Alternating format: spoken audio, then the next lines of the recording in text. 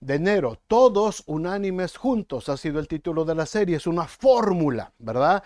Es una fórmula. Así es que espero que cuando yo les pregunte cuál es la fórmula del aposento alto, la fórmula de la iglesia, todos puedan responder: todos unánimes juntos. Esa es la fórmula y espero que se la aprendan de memoria, porque es la única manera, hermanos, en que la iglesia puede avanzar. Es la única manera que vemos a lo largo de la Biblia que todas las misiones que se hicieron, ¿verdad? Desde el Antiguo Testamento hasta el Nuevo Testamento, en todas está implícita esta fórmula. Había que estar todos los que Dios había llamado, todo el grupo de personas que Dios había escogido tenían que estar listos y tenían que estar unánimes, es decir, en una sola ánima, en un solo sentimiento, en un solo sentir, en una sola visión, caminando todos en una sola dirección, y tenían que estar juntos. Juntos, no dispersos, no cada quien por su lado, no cada quien haciendo lo que la gana le da, sino todos juntos. Es la única forma en que la obra de Dios, hermanos, desde el Antiguo Testamento se puede ir llevando a cabo. ¿De dónde sale esta fórmula? ¿Dónde la aprendemos? En el libro de Hechos, capítulo 2, versículo 1. En el momento en que va a arrancar la iglesia, cuando va a empezar apenas el ministerio de la iglesia, dice que cuando llegó el día de Pentecostés, estaban todos unánimes juntos. Todos unánimes juntos. Cuando llegó el día de la fiesta, cuando llegó el día de la predicación, cuando llegó el día que la iglesia regresa otra vez a sus edificios, cuando llegó el día de salir a predicar, cuando llegue el día de volver a edificar, cuando llegue el día de volver a enseñar a nuestros niños, cuando llegue el día de volver a servir, cuando llegue el día de volver a reunirnos, cuando llegue el día, hermanos, la única manera de tener éxito es estar todos unánimes juntos. Todas las personas, todo ser humano, están buscando invariablemente tener éxito en sus vidas. De eso hemos estado hablando durante estas semanas. Cada quien busca el éxito en sus trabajos, en sus entretenimientos, en las cosas que le gustan. Todo mundo quiere tener éxito. Y todos tienen una idea de lo que es el éxito, que por lo general está asociado a cosas placenteras, a cosas que nos hacen sentir bien, cosas que nos hacen tener comodidad. Toda la gente quisiera tener quizás una carrera profesional o quisieran tener mucho dinero. Esta semana, no sé si vieron, aquí se acumuló la lotería y el que se ganó $1 billón, $1,000 millones, imagínense. Y mucha gente dice: wow, yo hubiera querido ser y yo hubiera querido tener esa cantidad de dinero. Mucha gente quisiera tener dinero.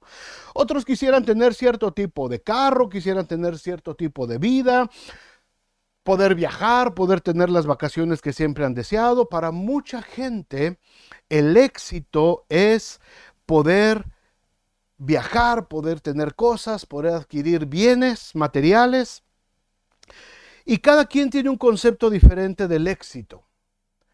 Pero hermanos, aun cuando querramos buscar tener éxito en nuestros propios negocios, inclusive en nuestra vida emocional, sentimental, porque es una manera también de buscar el éxito. Ahora, no es necesariamente malo buscar todo esto. No es necesariamente malo querer anhelar todo esto. El asunto es que cuando vivimos separados de Dios, hermanos, nuestro concepto del éxito, nuestro concepto de nuestras propias metas, sueños y anhelos es todo aquello que nos va a provocar un placer para nosotros. Estamos buscando satisfactores en la vida para nosotros. Rara vez escuchas a alguien que su meta, su sueño, su pasión sea buscar el bienestar de la comunidad. Por lo general todo el mundo piensa primero en sí mismo, en su familia. Es que yo quiero que a mis hijos no les falte nada. Pensamos en nuestro círculo cercano y muchas veces, o raras veces más bien, es difícil encontrar a alguien que se preocupe realmente por el bienestar de la comunidad, por el bienestar de la gente que nos rodea. Por lo general lo que buscamos es algo que satisfaga nuestra propia vanidad o nuestros propios gustos. Ahora, Por supuesto que el mundo de la publicidad, hermanos, y la mercadotecnia conocen muy bien este sentimiento de todo el mundo. Y sobre todo en economías como la que tenemos en este país, ¿verdad? Y en muchos países capitalistas. Si se dan cuenta ustedes, en la televisión, en los comerciales de la televisión, aún en sus teléfonos, en sus redes sociales, todos los anuncios que se ven, todos están encaminados a que adquieras cosas que te van a hacer sentir mejor, cosas que te agradan. Muchas veces ni siquiera las necesitas, pero ese deseo de sentir que tuviste éxito es lo que nos hace entrar en esa espiral, hermanos, de vida que muchas veces termina destruyendo a muchas personas. Con tal de buscar su éxito, muchas veces terminan totalmente destruidas. El mundo lo sabe y el mundo te manda anuncios. Si estás pensando, ya ahora ni siquiera tienes casi que hablar. Ahora nada más con que pienses en un zapato nuevo, ¡pum!, te aparecen 20 comerciales de diferentes tipos de zapatos y te los mandan al día siguiente y te los mandan sin cargo y a la puerta de tu casa. El mundo de la publicidad está totalmente desatado para tratar de satisfacer y la gente está comprando como loca por todos lados cosas que son solamente para satisfacer sus propios deseos. Pero cuando venimos a Cristo, hermanos, cuando venimos y conocemos el amor de Dios, nuestra vida tiene que sufrir un cambio radical. De acuerdo a lo que dice la Biblia, el nuevo nacimiento nos debe de poner en una nueva perspectiva de vida. Ya no debemos de vivir pensando en satisfacer solamente nuestros deseos, sino debemos de vivir buscando cumplir con el propósito por el cual Dios nos hizo salvos. Si estás de acuerdo, manda unos likes. Si nos damos cuenta a lo largo de toda la historia de la Biblia, hermanos, tanto en el Antiguo Testamento como en el Nuevo Testamento, encontramos muchos personajes que tenían su estilo de vida, tenían sus metas, tenían su forma de vivir. Tenían una actividad, estaban enfocados en tratar de tener su propio éxito. Eliseo estaba detrás de 12 yuntas de bueyes, estaba arando sus tierras, tenía muchas tierras de labor. Y Eliseo estaba arando sus tierras cuando el profeta Elías lo llama. David estaba cuidando su rebaño, sus ovejas, las ovejas de su padre, cuando Samuel lo llama. Gedeón estaba guardando el trigo, poniéndolo en lugar seguro. El trigo era la visión de Gedeón cuando el ángel del Señor se le apareció. Mateo estaba cobrando sus impuestos a toda la gente que pasaba por el camino cuando Jesús le dijo: sígueme. Pedro y Andrés estaban pescando, remendando sus redes.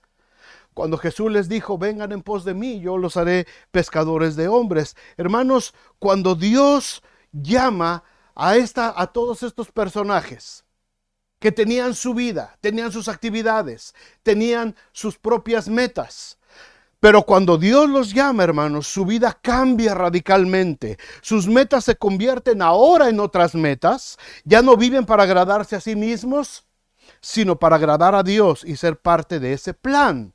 Este es el concepto que como cristianos todos deberíamos de tener en nuestras mentes.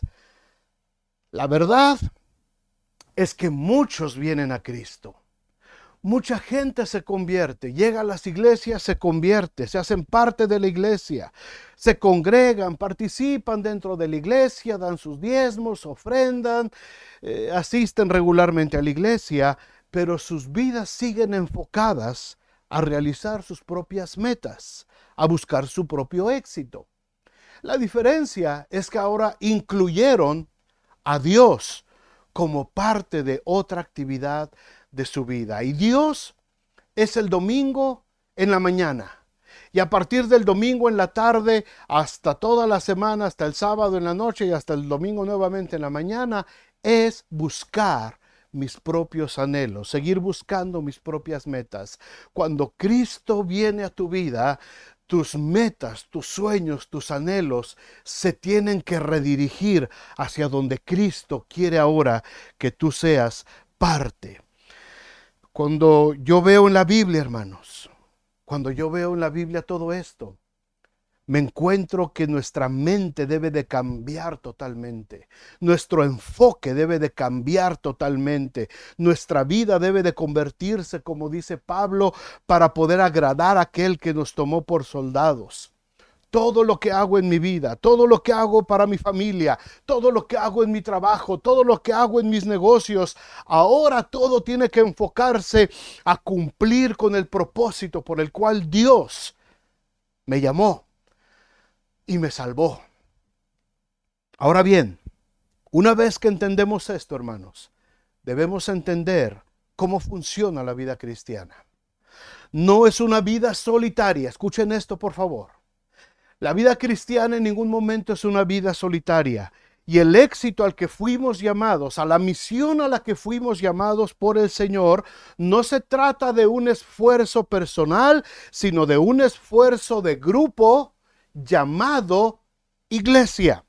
Ahora somos parte de un cuerpo y como parte de ese cuerpo cada uno de nosotros tiene una actividad, tiene una función y un propósito. Dice Efesios 4:16, y todo el cuerpo bien concertado, como de concierto, una orquesta bien concertada, que cada quien toca el instrumento en el momento que le toca y bien afinado y en el tiempo que le corresponde, y hay un director y cada instrumento entra en el momento que debe de entrar y se oye una pieza musical perfecta. A eso se refiere Pablo, bien concertado, unido entre sí por todas las coyunturas, todo lo que se mueve, lo que tiene movimiento, que se ayudan mutuamente, según la actividad propia de cada miembro, recibe su crecimiento para ir edificándose en amor. Así la iglesia, hermanos. La iglesia va creciendo para tener el éxito por el cual Dios nos llamó a establecer su reino aquí en la tierra. Y como un esfuerzo colectivo, ahora tenemos que aplicar esta fórmula que encontramos precisamente en el aposento alto, donde se dice que ese grupo de cristianos estaban todos unánimes, juntos. Las pasadas semanas hablamos acerca de 3 historias en el Antiguo Testamento, ¿se acuerdan? Hablamos de Josué, hablamos de Esther, hablamos de Esdras. Vamos a pasar ahora al Nuevo Testamento y vamos a ver cómo esta misma fórmula se sigue aplicando ya en la vida de la iglesia. Ya es el tiempo de la gracia, ya se llevó a cabo la obra de salvación en la cruz del Calvario, Jesús ha resucitado y el evangelio se empieza a extender por varios lugares. Vamos a hablar de Pablo. Vamos a hablar de Pablo, el apóstol que fue el elemento clave para que todo el imperio romano de aquel entonces, del primer siglo, el evangelio se extendiera. Pareciera que cuando hablamos de Pablo hablamos de un éxito solitario, pero no fue así, hermanos. Lo vamos a ver. Si Pablo no hubiera aplicado la fórmula de todos unánimes juntos, su misión habría fracasado. Igual que los 3 mensajes anteriores, las pláticas anteriores, vamos a ver el contexto histórico, los antecedentes históricos. Vamos a ver en segundo lugar en qué consistía la misión de Pablo y en tercer lugar cuál fue el resultado de esta misión. Vayan conmigo al libro de Hechos, por favor, capítulo 9. Y vamos a hablar acerca del contexto histórico en primer lugar. ¿Qué es lo que estaba pasando alrededor de la historia que vamos a hablar hoy? La historia del apóstol Pablo. Es el año 37 de nuestra era. Ya es el año 37. Hace ya poco más de 3 años que Jesús ascendió al cielo. Los apóstoles han estado predicando muy intensamente en Jerusalén. Ya ha habido una fuerte oposición de los judíos religiosos. Todavía, en este tiempo, en este año 37, todavía no empezaba la persecución del imperio romano. Eso empezó hasta el año 64 sobre los cristianos. La persecución que estaba sufriendo la iglesia venía de los mismos judíos religiosos incitados por los fariseos, los escribas, los saduceos, las sectas religiosas de ese tiempo que estaban tratando que el mensaje de Jesucristo se detuviera a como diera lugar. ¿Por qué? ¿Por qué querían detener el avance del evangelio? Porque sabían que esto podría causar revueltas. Esto podría causar un descontento con los gobernadores romanos, y las sectas religiosas de ese tiempo, hermanos, estaban muy cómodas viviendo, agradando a las autoridades romanas, y por ningún motivo querían perder todos sus privilegios, toda su comodidad, por lo que desataron una gran persecución contra los que se empezaban a llamar cristianos. Pedro y Juan fueron perseguidos, fueron encarcelados, fueron azotados, pero aún así siguieron predicando, y el número de los cristianos empezó a crecer por todos lados. En este contexto histórico, hermanos, en esta parte de la historia, es donde aparece un hombre llamado Saulo, de la ciudad de Tarso, un fariseo. Era uno de estos religiosos que estaba decidido a terminar a como diera lugar con todos los que estaban buscando este camino, el camino de Jesucristo. Vamos a ver Hechos capítulo 9. Vamos a empezar los primeros 2 versículos. Dice: Saulo, respirando aún amenazas y muerte contra los discípulos del Señor, vino al sumo sacerdote y le pidió cartas para las sinagogas de Damasco, a fin de que si hallase algunos hombres o mujeres de este camino, camino con mayúsculas, se dan cuenta, refiriéndose a Jesucristo, los trajese presos a Jerusalén, vivir hasta Damasco, a traer prisioneros a Jerusalén.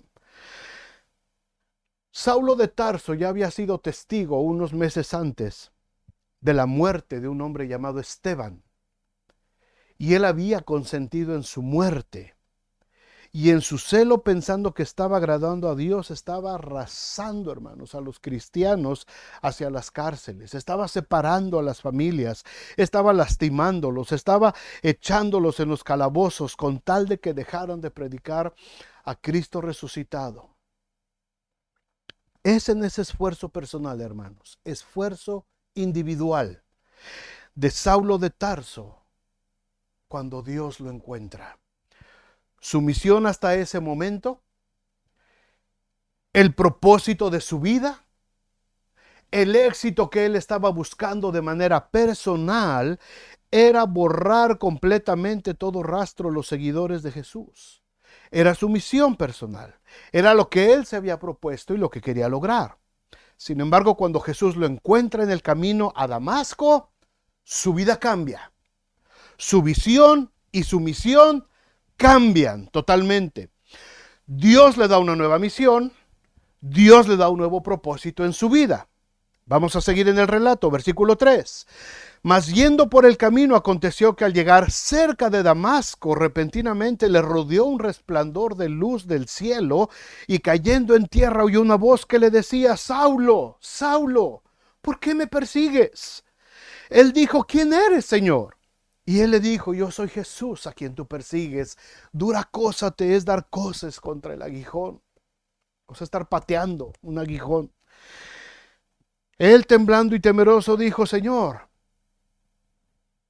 ¿qué quieres que yo haga? El Señor le dijo: levántate, entra en la ciudad y se te dirá lo que debes hacer. Los hombres que iban con Saulo se pararon atónitos, oyendo la verdad la voz, pero sin ver a nadie. Entonces Saulo se levantó de tierra y, abriendo los ojos, no veía a nadie. Así que, llevándole por la mano, le metieron en Damasco, donde estuvo 3 días sin ver, ciego. No comió y no bebió. Saulo tenía ahora, hermanos, después de ser encontrado por Jesús, tenía que alinear su vida hacia un nuevo propósito. Pero para poder hacerlo, Dios primero tenía que tratar con él. Tuvo que humillarlo, tuvo que romper su orgullo, inclusive tuvo que lastimarlo físicamente con una ceguera. Y esa es la manera como Saulo de Tarso entra en la escena de la iglesia, conocido ya como Pablo, el gran apóstol. Ese es el antecedente histórico de Pablo. Segundo lugar, ¿cuál era su misión? ¿Cuál fue la misión? Cuando el Señor lo tira del caballo, Saulo dice, Señor, ¿qué quieres que yo haga? Jesús le pudo haber revelado la misión que quería para él. Pero le dijo, levántate y entra a la ciudad. Alguien más te va a decir lo que tienes que hacer, porque tienes que empezar a pensar en la fórmula. Tienes que empezar a pensar que no eres tú, que no se trata de ti mismo, que no se trata de un esfuerzo personal que tú vas a hacer a favor de mí. Se trata de que ahora tienes que ser parte de un todo, de un cuerpo. Entra, porque hay otros que te van a decir lo que tienes que hacer. Sigue el relato en Hechos capítulo 9, versículo 10. Había entonces en Damasco un discípulo llamado Ananías, a quien el Señor dijo en visión, Ananías. Y él respondió, lo que cantamos hace ratito, lo que oímos en la canción de Marco Barrientos hace ratito. Heme aquí, Señor, dijo Ananías, aquí estoy. ¿Qué necesitas de mí? El Señor le dijo, levántate. Ve a la calle que se llama derecha y busca en casa de Judas a uno llamado Saulo de Tarso, porque he aquí, él ora. Y ha visto en visión a un varón llamado Ananías, o sea, tú, que entra y le pone las manos encima para que recobre la vista. Entonces Ananías respondió, Señor, he oído de muchos acerca de este hombre, cuántos males ha hecho a tus santos en Jerusalén. Y aún aquí tiene autoridad ya de los principales sacerdotes, porque dice que había pedido cartas para prender a todos los que invocan tu nombre. Pero el Señor, hermanos, va mucho más allá de eso. La misión del Señor va mucho más allá de eso. La mente de Cristo no está viendo obstáculos, no está viendo quién se opone, no está viendo quién está en contra, no está viendo las cosas que normalmente nosotros vemos desde nuestra óptica humana poco visible para nosotros. Dios estaba viendo más allá. Y le dice a Ananías en el versículo 15, el Señor le dijo, ve, no te preocupes, Ananías. No te preocupes de lo que oyes y que tiene cartas y que tiene autoridad y que los sacerdotes, por favor, Ananías, te estoy hablando yo. Yo soy el jefe, yo soy el dueño, yo soy el Dios omnipotente, el todopoderoso. ¿Quién se puede oponer a mis designios? Ve, ve, porque instrumento escogido me es este. Y le relata la misión para llevar mi nombre en presencia de los gentiles y de reyes y de los hijos de Israel. Y aquí es donde empieza la fórmula, hermanos, a desarrollarse. Todos unánimes, juntos. Ya no es el esfuerzo de un solo hombre. Ya no va a ser el esfuerzo de Pablo solamente. Ahora ya entra en acción un discípulo llamado Ananías, que es el que tiene que ir a orar por Saulo. Entra otro hermano también llamado Judas, que es el que está hospedando al hermano Saulo.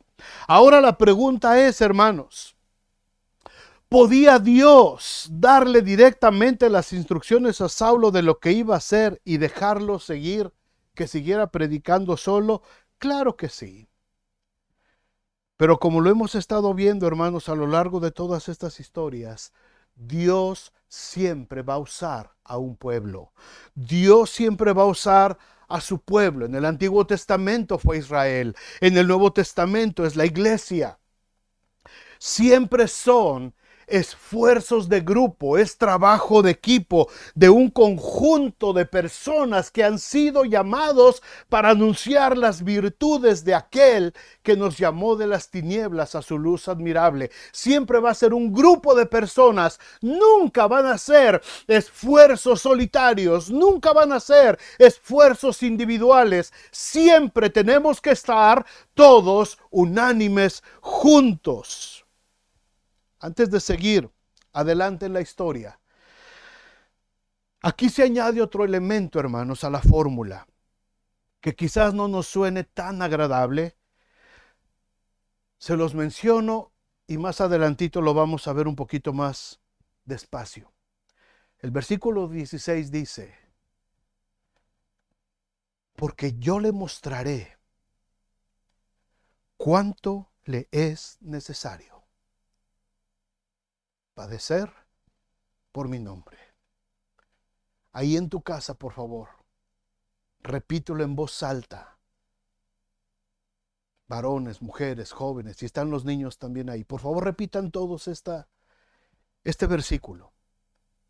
Porque yo le mostraré cuánto le es necesario padecer por mi nombre. Vamos a ver lo que pasó en la historia.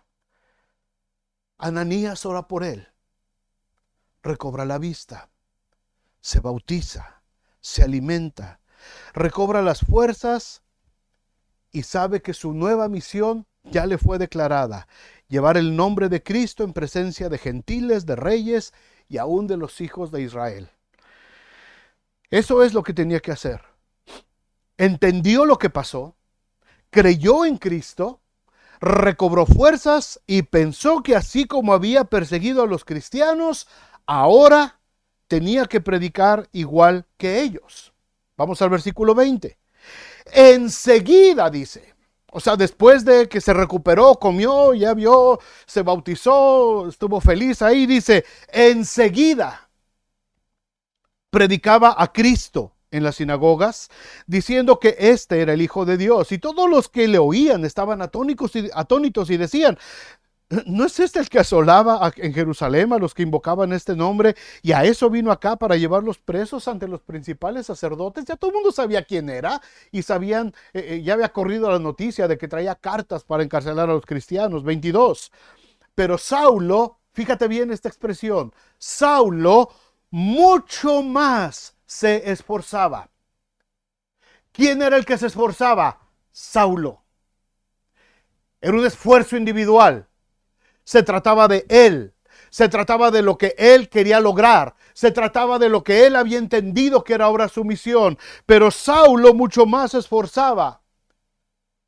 El problema es que solamente confundía a los judíos que moraban en Damasco, demostrando que Jesús era el Cristo. Recién convertido se pone a predicar.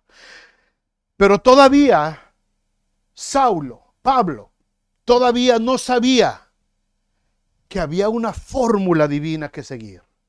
Todavía no sabía cómo se movía el plan de Dios. No sabía que la misión que se le había dado no era para él solito. Era un trabajo de equipo. Tenía que unirse a la iglesia. Tenía que ser parte del cuerpo de Cristo. Le echaba ganas. Le ponía muchas ganas. Se esforzaba mucho. Pero lo único que ganaba era causar confusión. Porque la obra del Evangelio, mis amados hermanos, no es obra de llaneros solitarios. Es obra de la iglesia. He conocido a lo largo de mi vida mucha gente, predicadores, evangelistas, que dicen, yo no necesito ser parte de una iglesia para predicar. Yo lo puedo hacer solo. No necesito congregarme. La iglesia solamente causa problemas y la iglesia solamente trae confusión. He conocido mucha gente así, hermanos. He conocido mucha gente así. Pero no se puede ir en contra de los principios de Dios. Cuando estás tratando de hacerlo en tus fuerzas, en tu esfuerzo individual, lo único que vas a causar es confusión. Confusión. No vas a cumplir la meta. Dios estableció una iglesia. Dios estableció un cuerpo, no esfuerzos individuales. Porque lo único que vamos a causar es que la misión se echa a perder, se estropee la misión. Pasó tiempo, pasaron años para que Pablo pudiera entender cómo funciona la iglesia. El relato sigue en el versículo 23. Pasados muchos días, los judíos resolvieron en consejo matarle. Pero sus acechanzas llegaron a conocimiento de Saulo, y los que lo querían matar guardaban las puertas de día y de noche para matarle. Entonces, hermanos, versículo 25. Entonces los discípulos, la iglesia, el cuerpo de Cristo. Pablo no pudo escapar solo. Pablo no pudo poner su vida a salvo por él mismo. Se necesitaba de la iglesia. Se necesitaba del cuerpo de Cristo. Entonces los discípulos, tomándole de noche, le bajaron por el muro, descolgándole en una canasta. Ya no solamente era Ananías, el hermano que fue a orar. Ya no solamente es Judas, el hermano que vivía en la calle que se llama Derecha, que recibió a Pablo en su casa. Ahora ya hay más discípulos involucrados. Su vida corría peligro y la iglesia lo salvó. Todos unánimes, juntos. Los discípulos de Damasco cumplieron una misión importante. Todos se pusieron de acuerdo. Tenemos que salvar a Pablo. Todos arriesgaron sus vidas de manera unánime.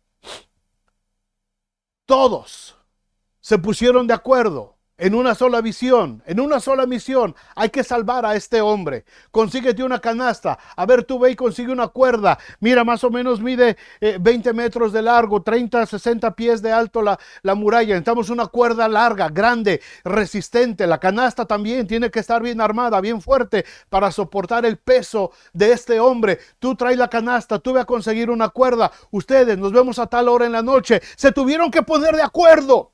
Tuvieron que estar unánimes en el plan que estaban haciendo. Y Pablo tenía que ser parte de ese plan. Pablo tenía que estar dentro de esa canasta. Así es que cuando llegó la noche, llegaron los discípulos, llegó el que traía la canasta, ¿verdad? A lo mejor la traía escondida en una carreta, debía haber sido una canastita bastante grande. O la traía así disimuladamente y pasaban los guardias y lo veían y el hermano iba pasando y chiflando con su canasta debajo del brazo, sabiendo a dónde iba, y de pronto viene otro, ¿verdad? Con su cuerda aquí como si nada, fingiendo que no sabe nada. Vienen dos o tres platicando y entre todos traen la cuerda aquí, y los guardias los pudieron haber visto pasar, pero no sospecharon nada porque la iglesia estaba unánime en una misión. Y juntos todos se subieron al muro. Y una vez arriba del muro le hicieron una seña y Pablo llegó al muro, se subió a la canasta. Yo creo que bendijo a los hermanos y yo creo que los hermanos lo bendijeron. Yo creo que oraron por él. Y le dijeron, hermano, pues casi ni te conocemos. Eres nuevo. Pero aquí estamos arriesgando nuestras vidas por ti. Aquí estamos poniendo nuestras vidas en peligro porque no sabemos lo que Dios quiere hacer. Pero Dios nos mandó a hacer esto. Así es que amarraron la cuerda bien fuerte con esos nudos, ¿verdad? Subieron a Pablo en la canasta y entre todos, haciendo fuerza poco a poquito, lo fueron descolgando por la pared. Todos, unánimes, juntos, porque así es como trabaja la iglesia. Porque la iglesia no puede trabajar sola. Pablo no se pudo echar un brinco por el muro, se hubiera matado. Pablo no podía haber amarrado la cuerda y tratar de bajarse él solito. Tuvo que estar toda la iglesia salvando la vida del que llegaría a ser el más grande predicador del evangelio. Versículo 26, cuando llegó a Jerusalén, salió de Damasco y se fue caminando, evadiendo a los guardias, escondiéndose entre los matorrales. Cuando llegó a Jerusalén, trataba de juntarse con los discípulos. ¿Y qué pasó? Todos le tenían miedo. Todos le tenían miedo. Lo conocían en Jerusalén, por supuesto que sí. No creyendo que fuese discípulo. Y entonces entra otro líder de la iglesia.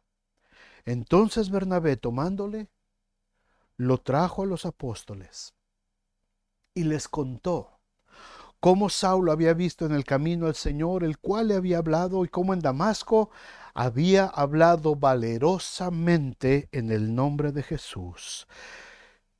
Trató de entrar solo a la comunión con la iglesia. Solo. Empezó a quererse juntar con los discípulos, pero era rechazado. Tiene que entrar entonces en acción otro miembro de la iglesia. Bernabé se los presenta, Bernabé da testimonio de su vida y entonces poco a poco es aceptado nuevamente en la iglesia. Pablo se empieza a dar cuenta, hermanos, de que no se trata de esfuerzos aislados, sino del esfuerzo de todos los cristianos. Pasó tiempo ahí con ellos en Jerusalén, siguió aprendiendo, pero como lo querían matar ahí en Jerusalén entonces, los discípulos, la iglesia, decide nuevamente volverlo a mandar a Damasco, y de Damasco lo mandan otra vez a Tarso. Versículo 30, cuando supieron esto los hermanos, le llevaron hasta Cesarea. Los hermanos nuevamente, la iglesia nuevamente, ya no eran los de Damasco, eran los de Jerusalén, pero era la misma iglesia, y los hermanos lo llevaron hasta Cesarea, y de ahí lo enviaron por barco para que se fuera nuevamente a Tarso. Nuevamente la iglesia arropando al hermano Pablo. Ya no está solo Pablo, ya no está viviendo una vida solitaria, ya no es un esfuerzo solitario. Ahora se empieza a integrar a este cuerpo, a este grupo, a este conjunto de personas llamado iglesia. Pasan varias cosas en Jerusalén en los siguientes capítulos. A Pedro le pasan muchas cosas en ese tiempo, mientras Pablo está en Tarso, y la iglesia después decide, porque las cosas se ponen muy calientes en Jerusalén, y entonces dicen, vamos a establecer mejor la iglesia en Antioquía, las cosas están más tranquilas ahí, pongamos nuestra sede principal en la ciudad de Antioquía. Y entonces la iglesia decide enviar a Bernabé a Antioquía, donde el evangelio estaba creciendo de una manera un poco más tranquila, pero Bernabé en el camino se acuerda de que Dios le tenía una misión a su viejo amigo Pablo.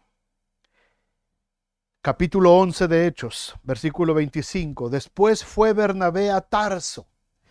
Llegó Bernabé a Antioquía, saludó a los hermanos, estuvo con ellos, pero de ahí se fue a Tarso para buscar a Saulo, y hallándole, lo trajo a Antioquía.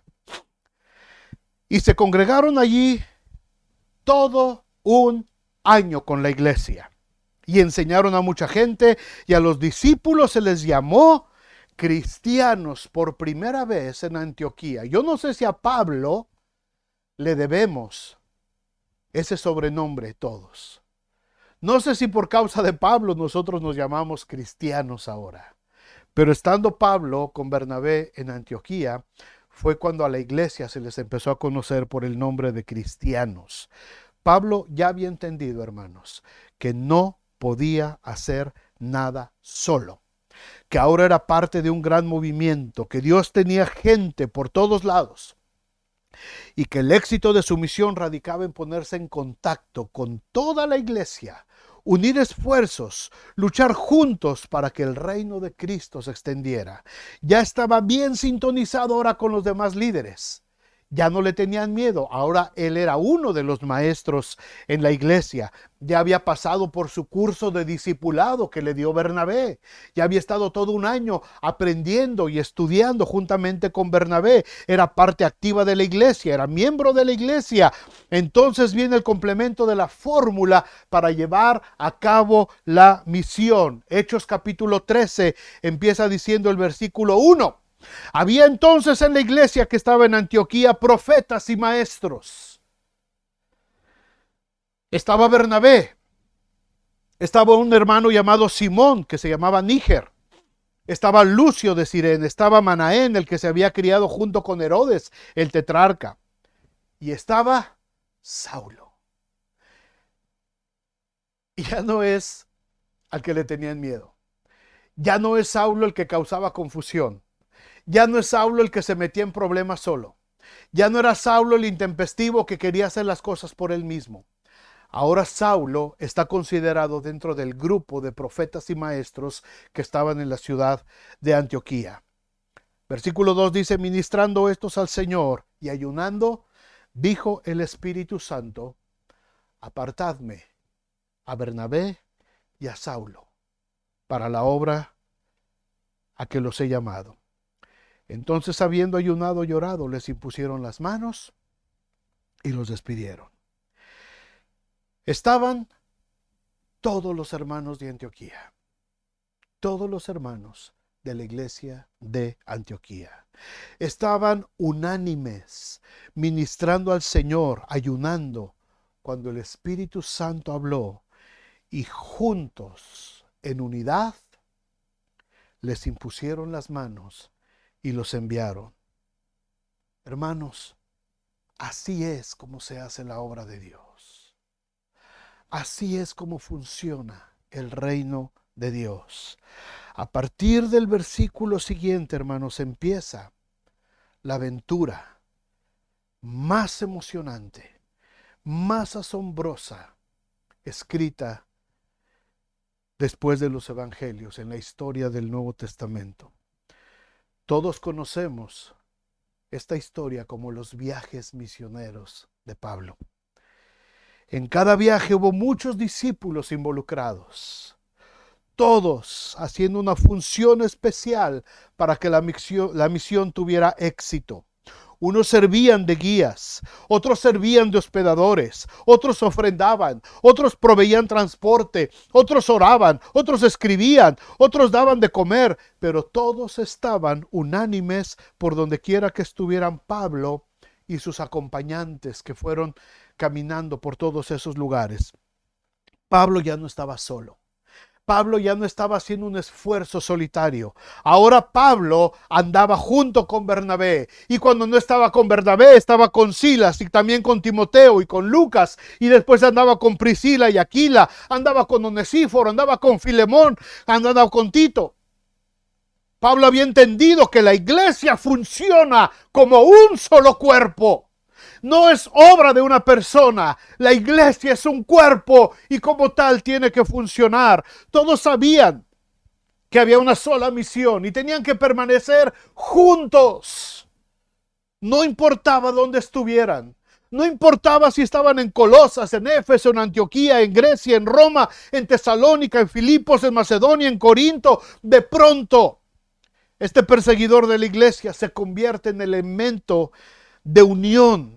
Y los cristianos se mantenían todos unánimes, juntos, alrededor de un mismo propósito: llevar el nombre de Cristo en presencia de los gentiles y de reyes y de los hijos de Israel. Por último, hermanos, ¿cuál fue la misión? El resultado de la misión. Ya vimos el antecedente, ya vimos cuál fue la misión que se declaró. ¿Cuál fue el resultado de esta misión? El evangelio se extendió por todo el imperio romano. Miles de creyentes se añadían a la iglesia por todas partes.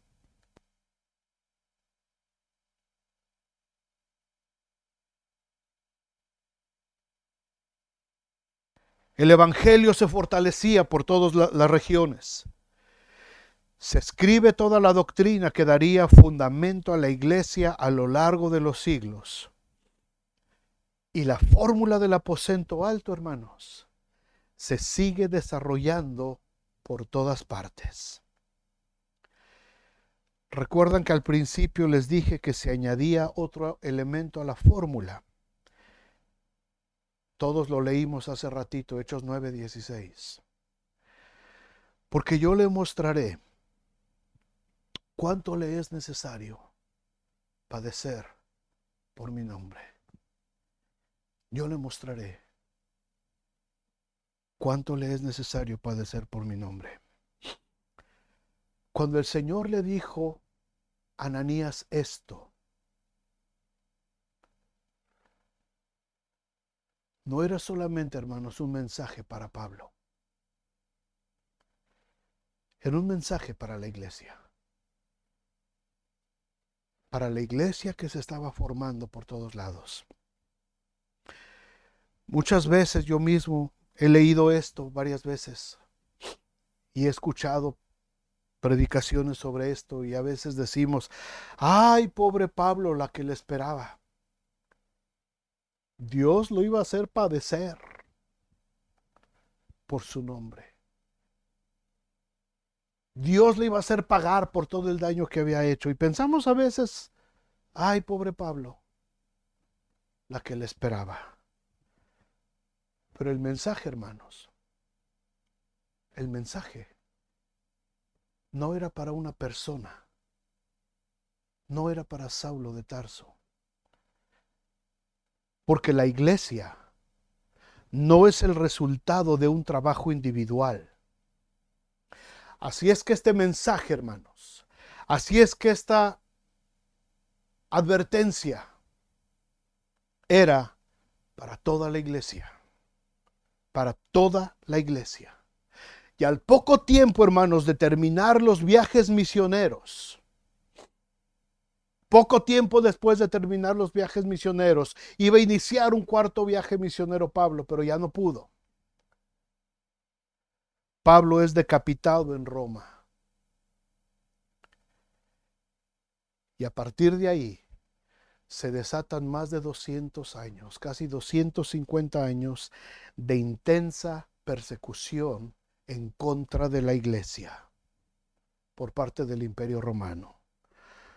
Porque yo le mostraré a la iglesia,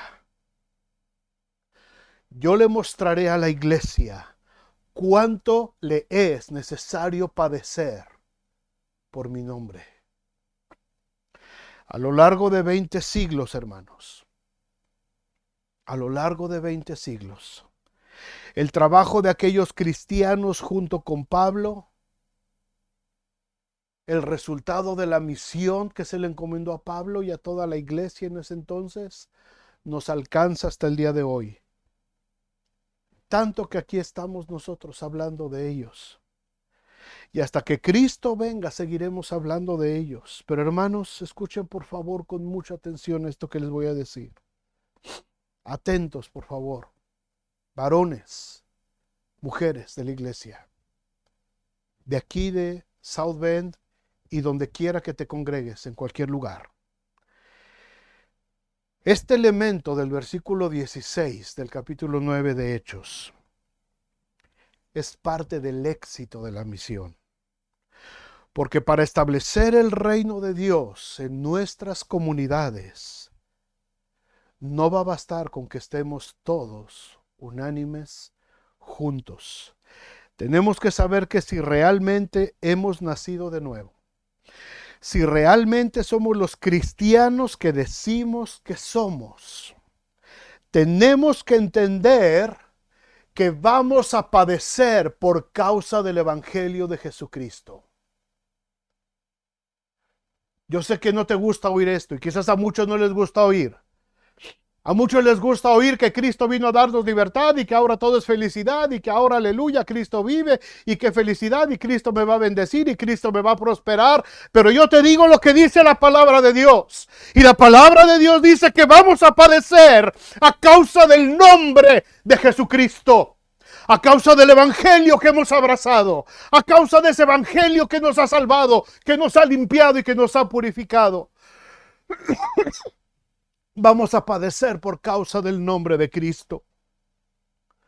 No hablo de martirio necesariamente. No sé, probablemente llegue un día. No está a la vista ahorita para nosotros. Para muchos hermanos sí está siendo causa de martirio en algunas partes del mundo. Pero no hablo solamente de martirio. Estoy hablando del compromiso. Que el compromiso con la obra de Dios cuesta, hermanos.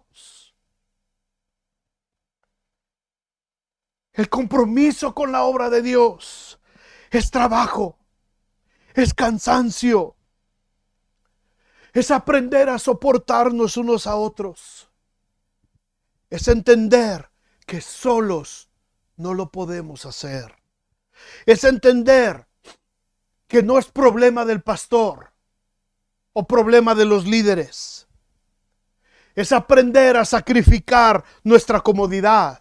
Es esforzarnos aun cuando estemos cansados. Es aprender a ver por las necesidades de los demás.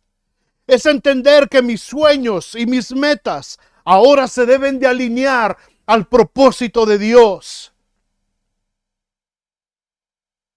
Es entender que no podemos decir,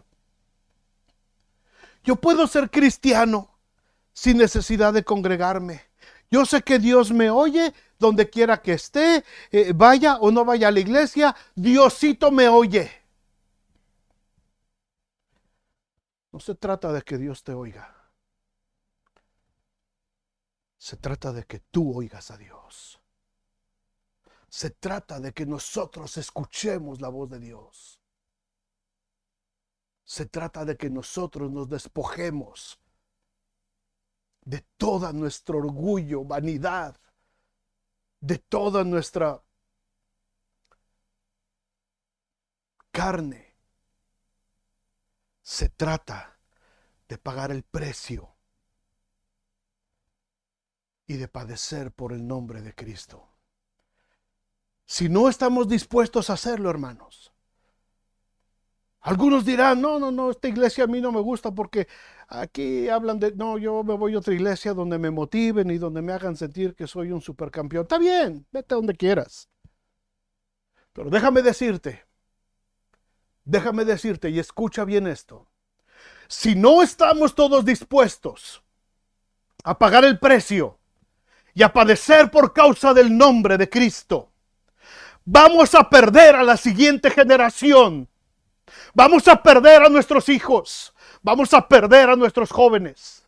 Vamos a perder y vamos a mandar al infierno a toda una comunidad por nuestra negligencia, por nuestra comodidad, por haber querido permanecer sin movimiento, apáticos, por no querer involucrarnos, por no entender que el éxito de la iglesia depende de todos.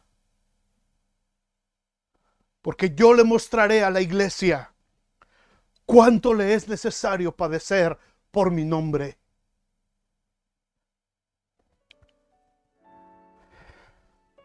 ¿Qué hubiera pasado? ¿Qué hubiera pasado si Pablo no hubiera estado dispuesto a padecer por el nombre de Cristo? ¿Qué hubiera pasado si Bernabé no hubiera estado dispuesto a padecer por el nombre de Cristo? O Silas, o Lucas, o Timoteo, o Pedro, o Juan. ¿Qué hubiera pasado si Jacobo no hubiera estado dispuesto a ser atravesado por la espada de Herodes por causa del evangelio? ¿Qué hubiera pasado, mis amados hermanos, si Martín Lutero no se hubiera atrevido a clavar sus 95 tesis en aquella puerta de la catedral de Wittenberg en Alemania? ¿Qué hubiera pasado si todos ellos hubieran optado por seguir sus propios sueños y cumplir sus metas personales, en vez de estar dispuestos a padecer por el nombre de Cristo? ¿Estaríamos ustedes y yo aquí? ¿Estaríamos disfrutando de la salvación? ¿Estuviéramos disfrutando del evangelio? Si todos ellos no hubieran entendido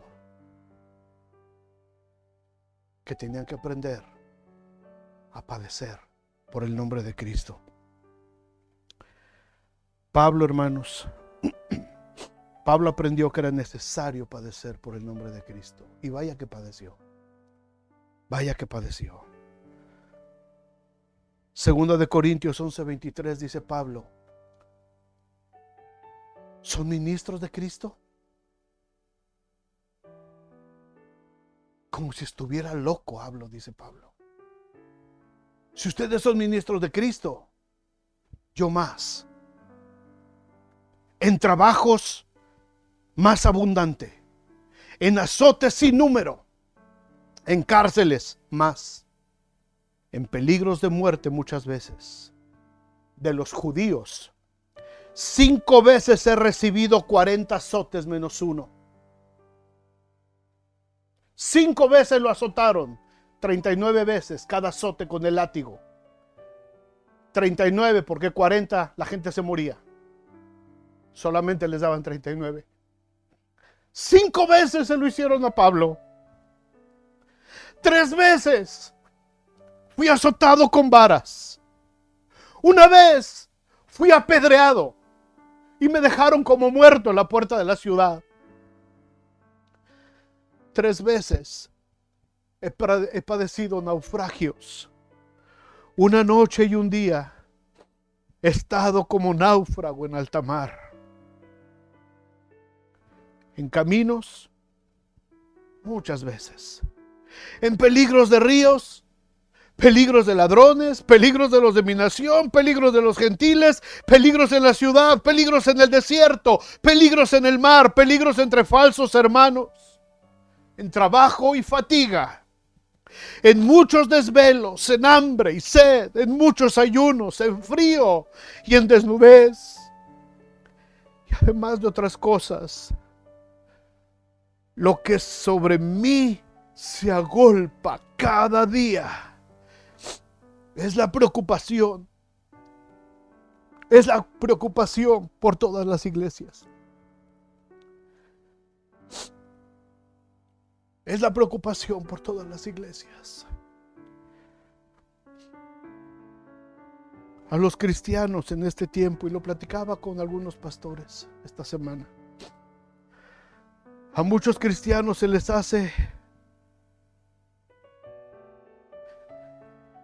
hace fastidioso sentarse cómodamente en un sillón y prender sus teléfonos por 2 horas para asistir a una reunión.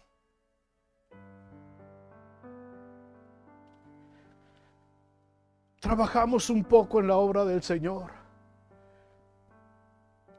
y ya nos cansamos, porque nuestros afanes por nuestras metas personales nos desgastan.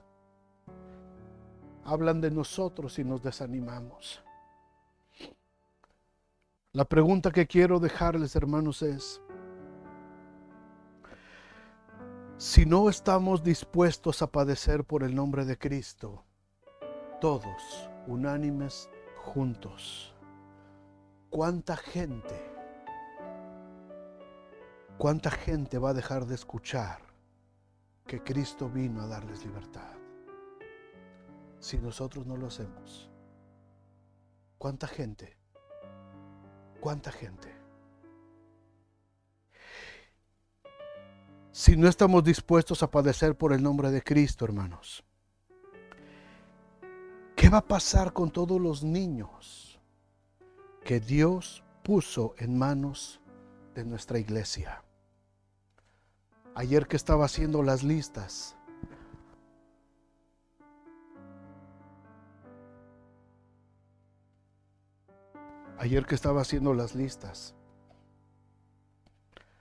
hasta hoy, domingo 24 de enero del 2021,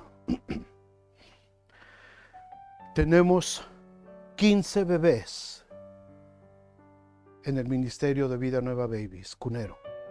15 recién nacidos. Tenemos 36 chicos entre 3 y 11 años. 36 niños cuyas mentes están siendo bombardeadas muchísimas horas a la semana con ideologías, con escuela, con medios de comunicación, con aplicaciones en sus teléfonos, en sus tabletas. 36 niños cuyas mentes están en tiempo ahorita de ser moldeadas. 36 niños de Vida Nueva Kids. Tenemos 35 preadolescentes de 12 a 14 años, 35 en nuestra iglesia. 35 jovencitos, preadolescentes, que ya empiezan a cuestionarse otro tipo de cosas, que ya empiezan a abrir sus ojos al mundo, que el mundo se los quiere empezar a comer desde ahorita. Niños y niñas, todavía, que sienten quizás todavía vergüenza por sus cuerpos, que se sienten inseguros, que se sienten incómodos, que están percibiendo lo que el mundo dice de ellos, que están formando una personalidad en base a lo que el mundo les dice que son. 35 tenemos en nuestra iglesia. Tenemos 22 adolescentes entre 15 y 17 años. 22 adolescentes. Adolescentes que ya están viviendo un mundo donde les ofrecen droga, donde les ofrecen sexo, donde les ofrecen alcohol, donde les ofrecen cigarros, donde les ofrecen vicios, donde el mundo los quiere absorber, donde la música empieza a bombardearlos todos los días y sus mentes empiezan a llenarse. Un mundo donde la música, con sus audífonos, ellos se aíslan del mundo y se meten a un mundo con mensajes satánicos. 22 adolescentes en nuestra iglesia al día de hoy. Más de 30 jóvenes mayores de 18 años. Trabajando o en las universidades, en los colegios. Más de 30 jóvenes. Pero no son mis hijos. Podemos decir. No son mis hijos. Sus papás que se hagan cargo. No son tus hijos, es verdad. Es algo más fuerte todavía que eso. Son tus hermanos en Cristo. Son tus hermanitos que fueron lavados en la misma sangre que tú y que yo. Son nuestros hermanitos. Y lo más difícil es lo que Jesús dijo en Marcos 9:42. Cualquiera que haga tropezar a uno de estos pequeñitos que creen en mí, mejor le fuera si se le atase una piedra de molino al cuello y se le arrojara al mar. Nuestra falta de compromiso, hermanos.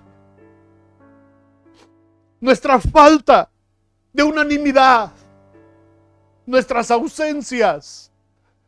El estar más comprometidos con las cosas del mundo que con las cosas de Dios. El no estar dispuestos a padecer por el nombre de Cristo. Y si no sentimos preocupación cada día por la iglesia del Señor, vamos a hacer que estos hermanitos tropiecen. Y algunos ya han tropezado. Y me duele en el corazón. Porque algunos ya tropezaron. Y no es culpa de los papás. Porque podemos señalar, es culpa de los papás, es culpa del pastor, es culpa del maestro. No, es culpa de la iglesia. Porque somos un cuerpo. Porque es responsabilidad de todos. Y el no hacer lo que nos corresponde, estamos haciendo que otros tropiecen. El total de nuestra iglesia ahorita, hermanos, desde bebés hasta adultos, es de poco más de 300 personas. Somos 300, hermanos. 300 personas. Hombres, mujeres, jóvenes, niños, bebés. Más de 300. Abraham salió a la guerra con 318. Y derrotó a 10 reyes. Y les quitó todo el botín. Y lo trajo a los pies de Melquisedec. Más de 300 personas en Vida Nueva South Bend al día de hoy.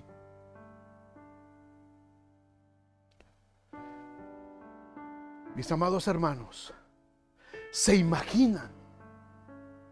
¿Se pueden ustedes imaginar lo que lograríamos? Lo que haríamos si estuviéramos todos unánimes, juntos y dispuestos a padecer por causa del nombre de Jesucristo. ¿Se imaginan lo que podemos lograr? ¿Se imaginan lo que podemos hacer?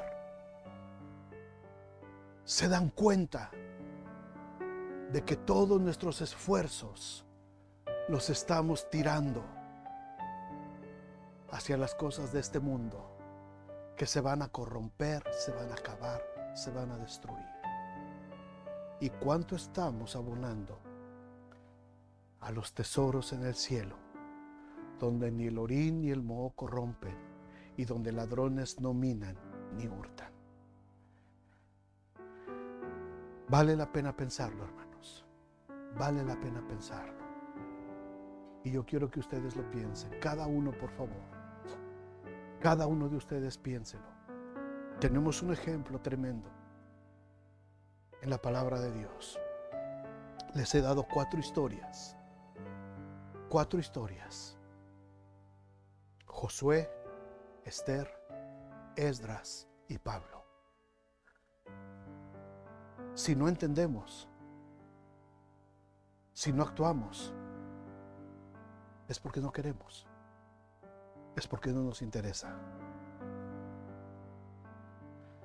Pero Dios tiene que hablar. Y la próxima semana concluimos todo este tema con un pensamiento que les quiero compartir. Padre, gracias. Gracias por esta tarde. Gracias por cada familia que ha estado reunida, Señor, a través de esta transmisión. Señor, creo que es un día donde tu Espíritu Santo, al igual que Pablo al momento de tirarlo de la cabalgadura, quizás algunos de nosotros tenemos que ser quebrados en nuestro orgullo. Quizás alguno de nosotros tiene que quedar ciego. O quizás alguno de nosotros tiene que experimentar dolor para poder quebrantarnos delante de ti. Y ojalá todos pudiéramos decir: heme aquí, Señor. Heme aquí. Estoy dispuesto a padecer por causa del nombre de Cristo.